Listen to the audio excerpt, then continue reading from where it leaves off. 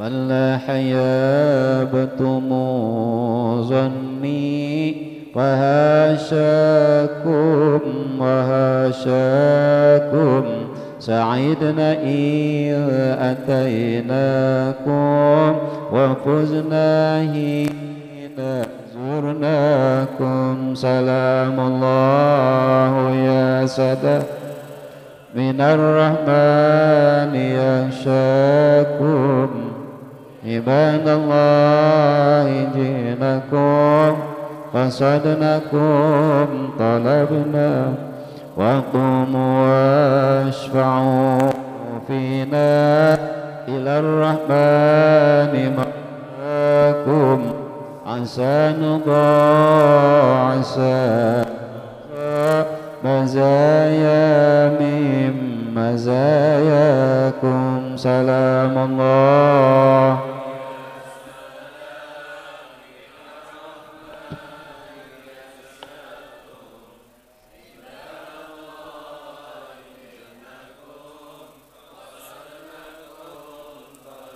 عسى نظرة عسى رحمة تغشانا وتغشاكم سلام الله حياكم وعين الله ترعاكم سلام الله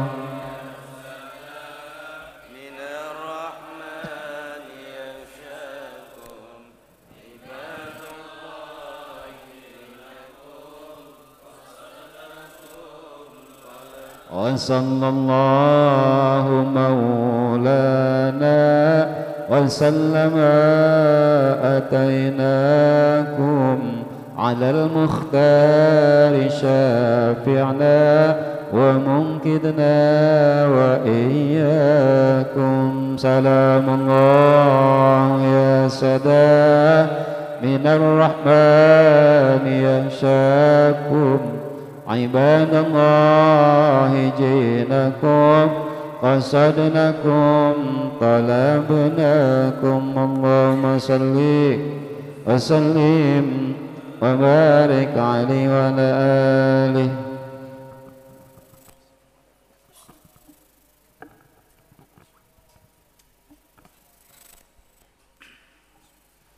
Alhamdulillah, ahlan wa sahlan kita ucapkan pada Pak Kiai yang telah hadir di tengah-tengah kita, dan puji syukur kepada Allah, malam hari ini kita sudah melaksanakan sebuah ibadah insya Allah yang mudah-mudahan ada relevansinya dengan kegiatan kita di saung ini, dan Allah takdirkan saung ini menjadi majelis ratib, majelis zikir, dan majelis ilmu.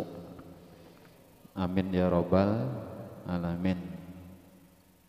Kemudian begitu pula seluruh jamaah, saya juga ucapkan ahlan wa sahlan, selamat datang, selamat menuai ridho Allah, menuai ilmu Allah, tuntunan para ulama, baik itu jamaah yang dari sekitar jembatan Al-Serongi maupun dari Cipayung, dari Rawani, dari Indah, dari Bombay, dari Bogor Pak Ustadz, kemudian dari Citayam, Cilebut, dan juga ahlan wa sahlan sahabat saya Pak Haji Suryadi dari Blok Lapangan. Ya, selamat bergabung di majelis yang kaya begini adanya. Mudah-mudahan walaupun kaya begini adanya, di akhir nanti kaya pegunuh, amin. Untuk itu kita doain guru kita, mudah-mudahan beliau selalu sehat walafiat, panjang umur, berkah manfaat, bisa menuntun umat, amin ya robbal alamin. Dan mari kita ikuti kajian yang pertama, yaitu kitab Minhajil Abidin, yang alhamdulillah sudah sampai di halaman 15 pada baris 5 dari Giran kalimatnya sepi rohnya. Wa innama ihtalafa halur rajulain itu. Oh benar. Kalau nggak salah benar. Jadi halaman 15 tuh 2 3 4 5 baris dari atas. Kalau yang kitabnya akur sama saya. Kalau yang nggak akur sama saya ya berarti beda. Gitu. Ya. 16 ya. Yang mahalan dikit itu halaman 16. Ya. Wa innama ikhtalafa halur rajulaini ma'atasawihima. Baik, mari kita ikuti. Gimana santriwati udah ketemu? Alhamdulillah. Ya, monggo. Oh, ya.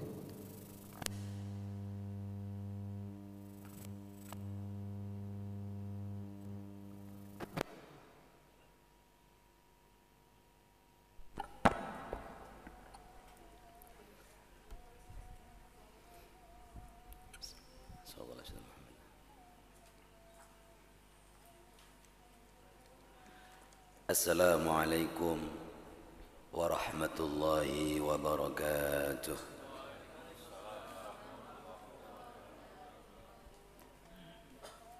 Alhamdulillah. Alhamdulillahilladzi hadana lihadza wa ma kunna linahtadiya laula an hadana Allah. Asyhadu an la ilaha illallah wahdahu la syarika lah. وأشهد أن محمدًا عبده ورسوله لا نبي بعده. اللهم فصل وسلم وبارك على سيدنا وحبيبنا وشافعنا ومولانا محمد وعلى آله وأصحابه أجمعين. أما بعد. الحضور أحبائي في الله، حاضرين والحاضرات، saudara-saudara dan saudari-saudari, bapak-bapak, ibu-ibu yang saya hormati dan semoga dimuliakan Allah Subhanahu wa taala. Mari kita lanjutkan ngaji kita dari kitab Minhajul Abidin pada halaman yang dimaksud. Bismillahirrahmanirrahim. Qala al-musannifu rahimahullahu ta'ala wa nafa'ana bi bahri ulumi wa amaddana bi asrarihi wa anwarihi wa nafahati wa karamati wa barakati fid darain. Amin ya rabbal alamin.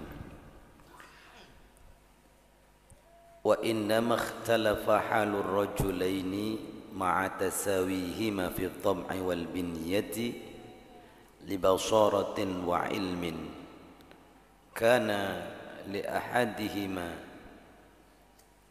wa innama, dan sungguh tiada lain,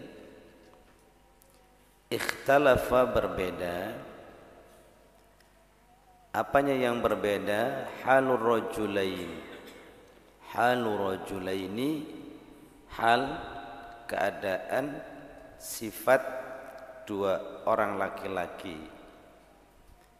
Kedua orang laki-laki yang dimaksud adalah kedua orang yang kemarin kita ceritakan, yang satu zuhud, yang satu apa?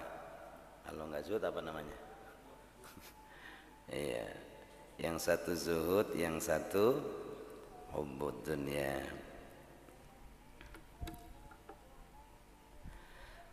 Ma'atasawihima, seiring dengan persamaan keduanya.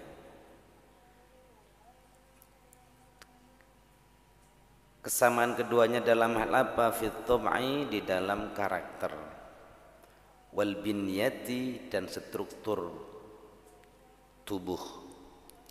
Jadi meskipun dua-duanya sama dilihat dari karakter dan struktur tubuhnya sebagai manusia, karena dua-duanya adalah manusia yang hidup di dunia, memiliki persamaan dalam aspek biologis dan bentuk penciptaan, tetapi sifatnya berbeda. Di mana pembedanya? Pembeda di antara keduanya adalah libasorotin,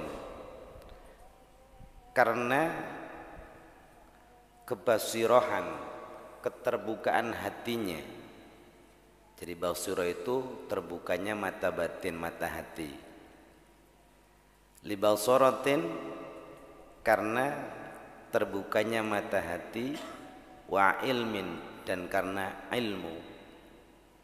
Yang satu zuhud karena dia mata hatinya terbuka, bisa membedakan mana yang sejati, mana yang KW, atau mana yang hakiki, mana yang hanya zahir. Wa ilmin dan disebabkan karena ilmu. Yang satu punya ilmu pengetahuan tentang hakikat dunia, yang satu tidak punya. Sampai di sini dulu. Betapa yang namanya basirah, mata hati, garis miring hati nurani, dan di mana ilmu pengetahuan, itu dua hal yang menjadi penting bagi kita, dan ini akan jadi pembeda. Hal yastawil ladzina ya'lamuna wal ladzina la ya'lamun. Allah sudah katakan di dalam Al-Qur'an. Apakah sama antara orang yang punya ilmu dengan yang enggak punya ilmu? Pasti enggak sama. Nah, perbedaan dan ketidaksamaan ini akan tergambar dari lelakon atau perilaku masing-masing di dalam kehidupan. Kebaca oleh kita mana orang yang pola hidupnya dengan ilmu, perilaku hidupnya dengan ilmu, dan mana orang yang tidak pakai ilmu. Sama halnya dengan basirah. Basirah itu juga dimiliki orang terlebih dahulu karena ilmu. Jadi orang belajar mendapatkan ilmu-ilmunya diserap, difahami, kemudian diserap, dimasukkan ke dalam akal dan sanubarinya, itu akan menjelma jadi basirah. Jangan berharap orang memiliki basirah ketika apapun yang dilihat tak pernah dimasukkan di dalam akalnya. Akal itu bukan otak, beda. Orang kadang berbicara akal dan otak dipikir sama, bukan. Otak di kepala, tapi akal ada di sini. Disinilah ada akal. Di balik akal ada basirah. Setelah orang punya basirah, orang pasti akan tahu yang namanya sir, rahasia di balik sesuatu. Nah, basirah ini bahasa kitanya adalah mata batin atau hati sanubari atau hati nurani. Ini menjadi pembeda, maka ada sesuatu yang berlaku di tengah masyarakat secara umum. Kalau kita tanya, penting mana mata hati dan mata kepala? Dua-duanya penting. Lah iya, dua-duanya penting. Lah punya mata hati nggak punya mata kepala, artinya mata kepalanya nggak berfungsi, disodorin 50.000 orang nggak ngelihat, ya kagak diambil. Dikasih 100.000 orang nggak ngelihat, ya nggak diambil. Kalau mata kepala melihat sesuatu yang zahir, ini satu majelis ini semua. Kalau saya bagi-bagi duit yang warna biru sama yang merah, ini saya ngambil yang merah, kecuali yang duitnya udah banyak. Logika kita, nalar kita pasti ngambil yang merah, orang 100.000. Tetapi kalau mata batin yang dipakai, bisa jadi yang biru diambil, bisa jadi dua-duanya malah nggak diambil. Karena dia melihatnya bukan bentuk dan warna, tapi hakikat uang itu uang apa. Lah kalau saya bagi-bagi ternyata uang boleh ngambil dari Alfa, pasti nggak ada yang mau. Jadi itu basirah dan ilmu menjadi pembeda kita dan di luar kita. Makanya penting. Betapa banyak orang matanya melihat, mata kepalanya melihat, tapi mata hatinya buta. Makanya orang yang koruptor itu kan pada melek semua itu. Matanya melek semua maksudnya. Tapi karena mata hatinya buta, lupa kalau itu barang haram. Meskipun matanya waras, matanya sehat, tapi karena mata hatinya buta, dia tak mampu membedakan antara mana yang hak dan mana yang batil. Nah, basirah ini artinya pembeda. Jadi instrumen yang Allah anugerahkan di dalam diri kita, hal yang untuk membedakan mana yang baik, mana yang benar, mana yang hak dan mana yang batil adanya di basirah. Lah basirah itu adanya di akal. Jadi akal itu sebuah anugerah, kandungan isinya unsurnya banyak. Nah, itu. Nah, akal ini pertama kali dipakai untuk menyerap ilmu. Baru setelah punya ilmu nanti akan berkembang menjadi apa? Menjadi basirah. Fuadnya hidup, sirnya dapat. Khafinya, khafanya juga dapat. Jadi kembali lagi dibedakan oleh dua unsur utama, yaitu basara artinya basira, jadi penglihatan mata hati, hati nurani, dan ilmu. Karena ada keduanya, artinya basira dan ilmu itu ada keduanya. Kedua-duanya ada li ahadima, bagi salah satu dari kedua orang tadi. Jadi basirah dan ilmu ada di salah satu orang dari dua orang tadi. Wa jahlin wa khafa'in, wa jahlin, dan disebabkan karena jahlin, kebodohan, wa khafa'in, dan di situ apa? Khafa apa jafa? Jafa. Makanya ini itu bedanya antara kitab mahal sama karena kalau khafa nggak nyambung. Jafa. Wa jahlin, yang membedakan selain di satu sisi dibedakan oleh faktor basirah dan ilmu, dan keduanya ini melekat pada orang yang zuhud. Di sisi lain juga dibedakan oleh faktor jahlin, kebodohan, wa jafain, dan kekeringan, kering hatinya, maksudnya hatinya kering. Karena yang ada keduanya, artinya sifat jahil dan jafa tadi ada keduanya, ada di mana? Lil akhar, bagi rojul yang lain, bagi orang lain. Jadi bagi orang yang hubud dunia, orang yang terperdaya dengan dunia. Nah, ini perumpamaan pembeda di antara keduanya. Makanya kebodohan akan menjadi hal yang membedakan seseorang dengan orang lain. Nah, kekeringan hati juga begitu. Jadi istilahnya lawannya ilmu adalah jahlun, lawannya basirah itu jafa. Jadi hatinya, batinnya kering. Falau alima, falau seandainya alima mengetahui siapa ar-raghibu, orang yang cinta dunia. Seandainya tahu orang yang cinta dunia, wa absara, dan melihat, menyaksikan, mengetahui. Absara mengetahui tentu dengan mata batin, bukan dengan mata kepala semata. Wa absara, dan mengetahui siapa ar-raghibu, apa ma pada perkara alima yang mengetahui hu pada ma siapa itu orang yang zuhud. Jadi seandainya orang yang bodoh ini, orang yang nggak tahu ini, kok dia juga memiliki pengetahuan seperti yang dimiliki orang zuhud, orang zahid, yang dia mampu menembus batas terdalam dari sebuah wujud, dari sebuah sesuatu yang zahir, tetapi karena punya kedalaman ilmu yang dia lihat tidak hanya sebatas pada casing, pada yang zahir, tapi mampu menembus ke kedalaman pada sifat yang hakiki. Nah, andaikan orang yang bodoh ini, orang yang cinta dunia ini kok juga memiliki pengetahuan sama dengan orang yang zahid, lakana niscaya akan menjadi ada siapa ar-raghib ini zahidan, menjadi orang yang zuhud juga. Jadi artinya jika orang pada satu zaman, tempat, dan fase itu berbeda, yang satu zuhud, zahid, yang satu raghib, cinta dunia, perbedaan ini bisa melebur, orang yang beda bisa menjadi sama, ditentukan oleh faktor yang sama, faktornya ilmu. Makanya orang kalau mau zuhud, sumber landasannya ilmu.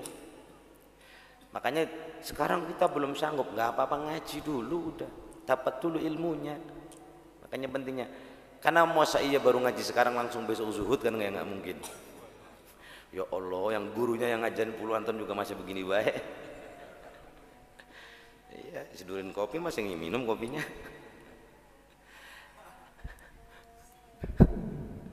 Artinya memang sumbernya ilmu. Nah, orang ketika berbeda karena faktornya karena ilmu dan tidak ilmu, kalau mau sama ya kejar ilmunya sama. Jadi ilmu. Makanya orang zuhud bisa begitu karena punya ilmunya. Ini belum jadi zuhud, mungkin memang belum tahu, coba cari ilmunya. Ilmu dulu, berproses sampai nanti. Ini ilmu orang, jalanin juga ogah ya. Zuhudnya juga wallahu a'lam. Lakana maka menjadi siapa raghibu zaidan orang yang zuhud mislahu seperti az-zaid, seperti orang yang zuhud juga. Makanya kalau lihat orang alim, kita awam ya jangan ngarepin jadi orang alim, cari ilmunya ntar juga lama-lama jadi alim, kira-kira itu. Lihat pejabat kita rakyat, ya jangan ngarepin jadi pejabat orang kita rakyat, ya masuklah instansi mana lama-lama juga jadi pejabat. Nah, kira-kira walaupun pejabat tukang terima tamu gitu kan. Jabatannya terima tamu kan begitu, sama juga.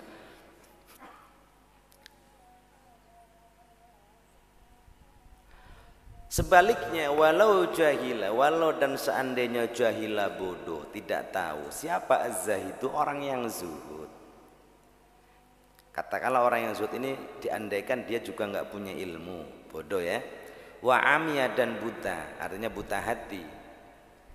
Amma terhadap apa-apa, ama yang buta, anhu terhadap apa-apa tadi ya. Siapa ar-raghibu orang yang cinta dunia, lakana maka akan menjadilah siapa az-zahid raghiban orang yang cinta dunia, mislahu seperti orang yang cinta dunia tadi. Sama posisinya. Orang zahid kalau andaikan dienolkan, tidak tak ada ilmunya. Andaikan dienolkan, tidak ada basirohnya, sama dia juga pasti cinta dunia. Jadi memang ilmu dan basiroh ini pembeda utamanya. Kalau tidak punya ilmu ya bodoh namanya. Kalau nggak punya basiroh ya jafa namanya, kering. Ya. Dunia tasawuf itu dimensi yang dikaji persoalan hati. Persoalan hati. Nah, mau mencetak hati itu kan perlu instrumen. Orang mau bikin batu bata saja perlu instrumennya, cetakannya, punya alatnya, perlu waktunya. Kan nggak bisa cis jadi batu bata, nggak bisa. Saya ingat kecil dulu bantuin kakek saya itu bikin batu bata merah itu. Nyari tanahnya dulu ke kebun itu, garukin tuh, kita lembutin, kita rendam dulu tuh air biar apa namanya tanahnya itu biar lembek kayak bubur. Siapin cetakannya, tempatnya datar lah, udah pengalaman yang ngenes-ngenes gitu mah udah.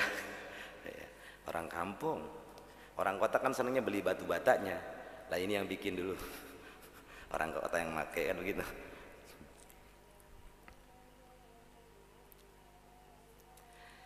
Fa'alim maka engkau tahu bidzalika dengan yang demikian itu. Jadi setelah kita tahu tadi perumpamaan atau pengandaian dari Hujjatul Islam, fa'alim maka engkau menjadi tahu bidzalika dan yang dengan yang demikian itu, anna hadat tamyiza, anna bahwasanya hadat tamyiza, perbedaan ini, perbedaan kedua karakter dan sifat ini, limakanil basairi, karena keberadaan atau kedudukan al-basairi, jamaknya basirah, basirah basair, karena adanya mata hati. Jadi hati yang sering disirami menjadi hidup, dia laksana mata bisa melihat. Makanya jangan biarkan hati kita merem terus, jangan. Radibul hadat bagian dari cara membuka mata hati. Makanya kenapa waktu zikir matanya ditutup? Ya kan orang zikir, makanya sebetulnya kalau zikirnya para awliya itu lampunya digelapin, matanya terpejam. Kenapa? Karena saat itu yang dibuka bukan mata ini, mata hati. Kita dibalik, pikiran terang benderang, matanya melek, mencorong begini, hati kita kemana tahu? Ngimpi gak tahu kemana, lagi zikir di sini, hatinya lagi ke Real Madrid itu kan. Dibalik, ada maknanya kenapa zikir dimatikan lampunya? Karena yang berfungsi, yang difungsikan bukan mata ini. Cuman karena orang Cipayung zikirannya Ratibul Hadat belum banyak yang belum hafal. Lah berabe kalau dimatiin. Ini baca kudu pakai senter segala kan. Masih kurang awas lagi. Baik pada lampu udah 16 biji ini. Ya, tapi kan ini proses belajar. Masih begini model. Lah tapi jangan sampai ntar masih begini baik. Kalau di rumah ya enggak lah, di rumah, di kamar, di tempat di atas saja ada duduk khusyuk, pejamkan mata. Kalau hafal, kalau enggak kepaksa dan nyalain juga. Tapi syaratnya jangan ini yang dibuka. Ini boleh silakan, tapi jangan biarkan ini merem. Jadi jangan dibalik, matanya memelotot tapi ininya kering atau tidak terbuka. Bukalah mata hati kita. Mata hati di sini. Makanya saya pernah ditanya murid, "Yai, kenapa sih kalau dikiran dimatikan lampu itu kan aliran apaan? Aliran listriknya padam."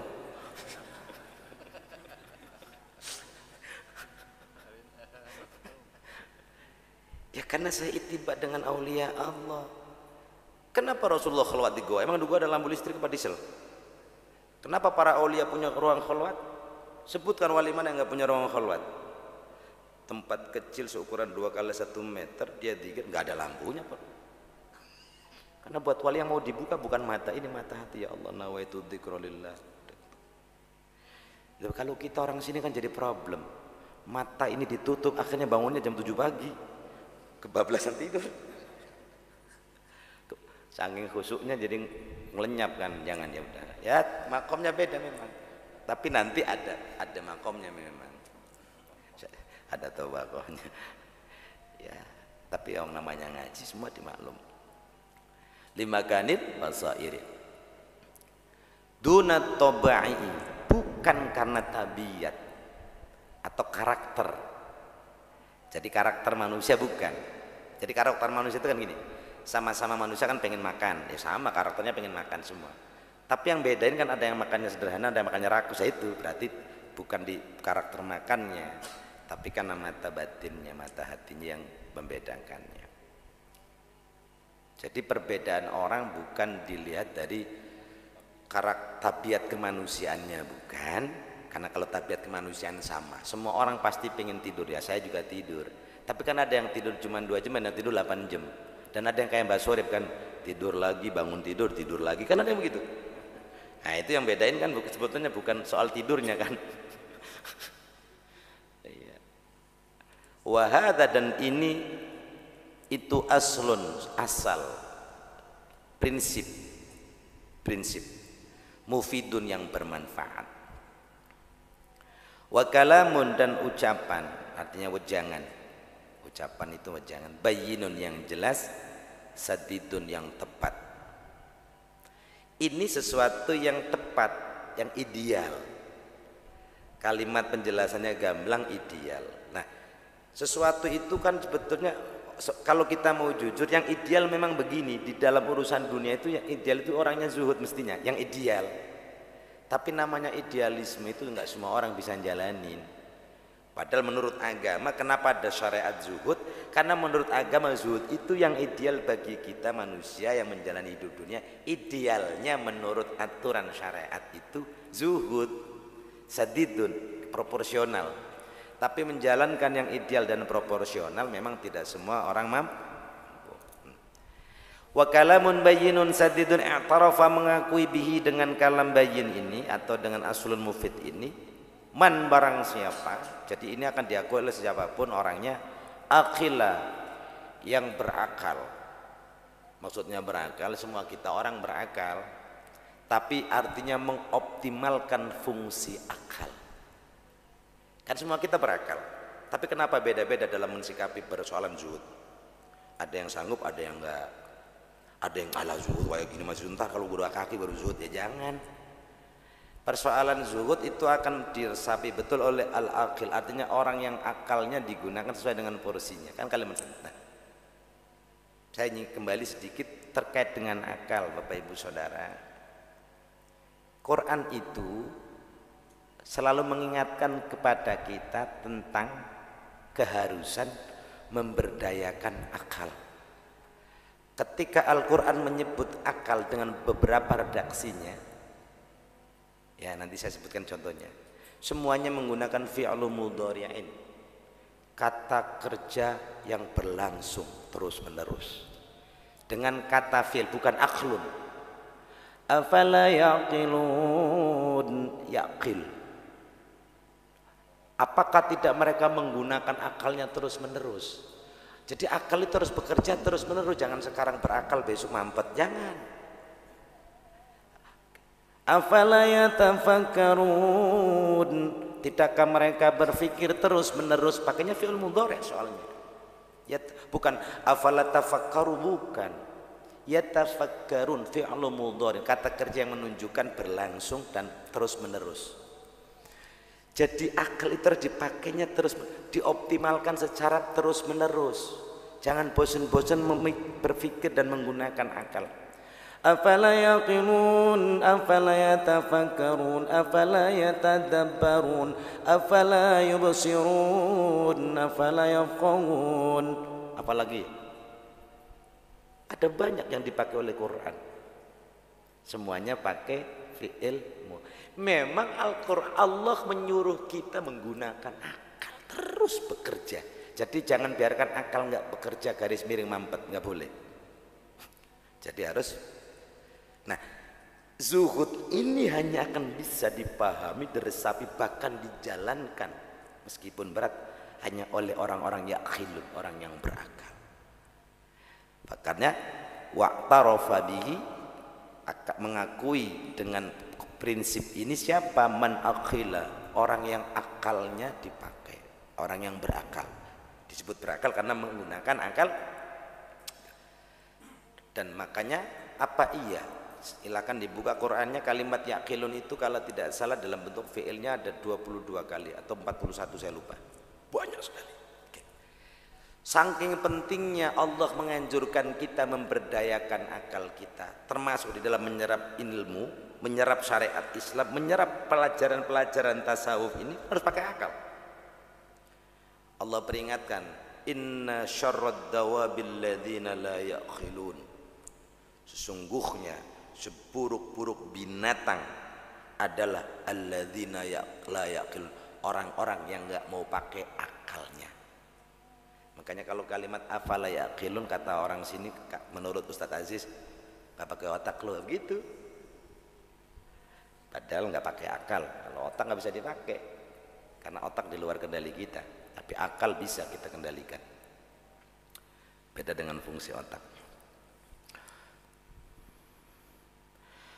Ini akan diterima, diakui, artinya diserap oleh siapa? Man aqila, man orang aqila yang berakal, siapa? Man wan safa, dan insaf, siapa orang? Artinya sadar. Sadar betul bahwa inilah ajaran yang ideal menurut syariat, berat menurut kita. Karena syariat itu tidak bicara berat atau ringan. Nah, kalau syariat ngasih yang ringan semua, mesti semua orang juga beribadah. Tapi ada syariat yang juga memang berat.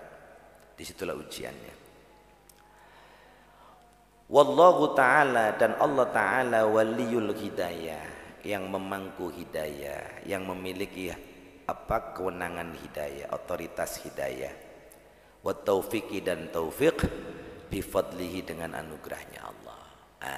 Lagi-lagi beliau mengingatkan kepada kita terkait dengan kajian zuhud ini.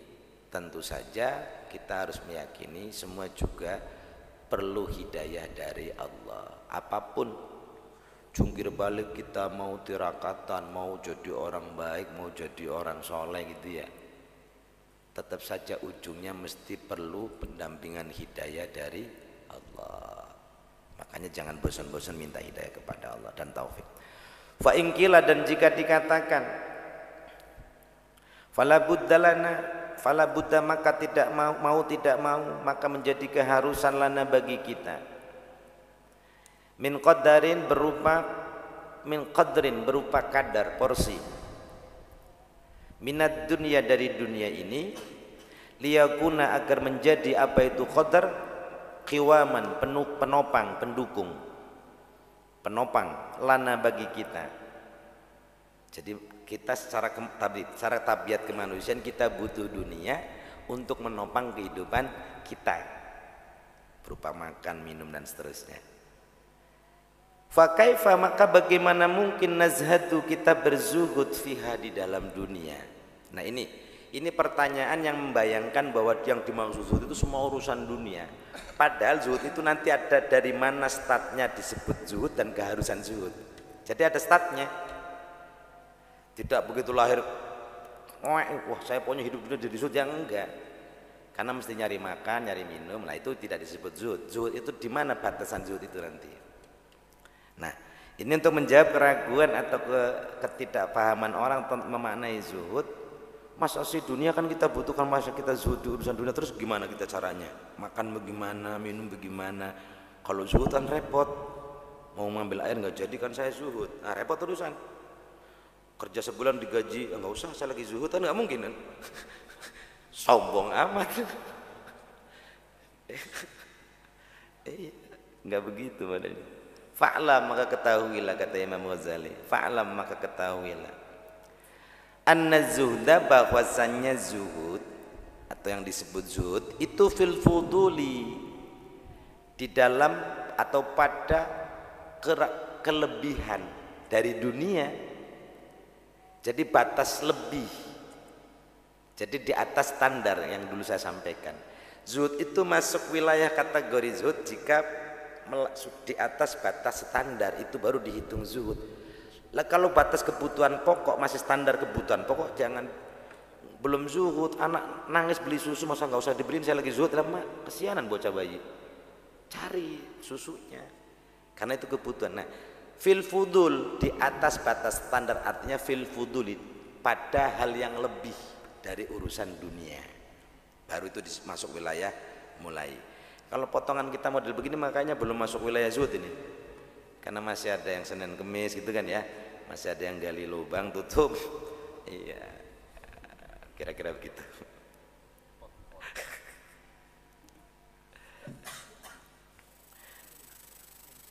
Oke, sekali lagi. Mimma, dari perkara layah taju ilaihi, layah taju yang tidak butuh siapa man ilaihi, kepada ma fi qiwamil binya, di dalam menopang konstruksi atau bentuk ciptaan ini, atau bentuk postur tubuh kita ini, atau status kita, jadi struktur kemanusiaan kita. Jadi di luar hal yang tidak dibutuhkan oleh sejatinya kita secara konstruksi kemanusiaan. Sekarang kan gini, kalau orang nggak makan kan pasti sakit dan bisa kelaparan meninggal.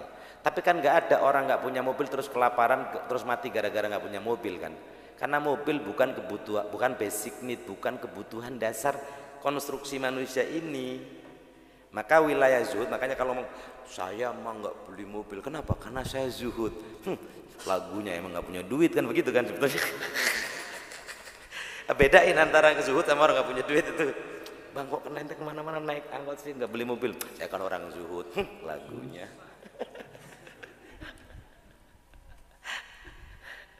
Wallahu a'lam.